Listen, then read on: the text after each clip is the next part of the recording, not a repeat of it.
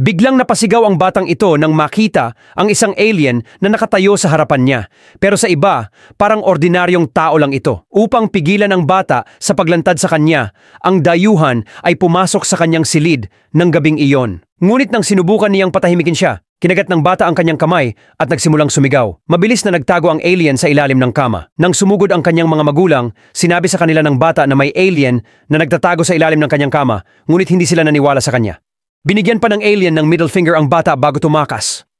Kinabukasan, laking gulat ng bata nang makitang ang doktor sa klinika ay ang parehong dayuhan. Sa sobrang takot ay mabilis siyang tumakbo palabas.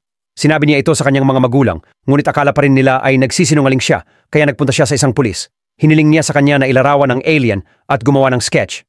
Hindi nagtagal, nakita ng dayuhan ang sarili niyang mukha na nakapaskil sa paligid ng bayan. Galit na galit, lihim niyang pinutol ang preno ng bisikleta ng bata, umaasa na maaksidente.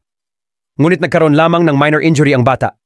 Sapat na ang alien, kaya nilampasan niya ang anesthesia at diniinan ng husto ang braso niya, umaasang sisigaw siya. Pero tiningnan lang siya ng bata sa mga mata at sinabing wala siyang nararamdaman at tinawag siyang idiot.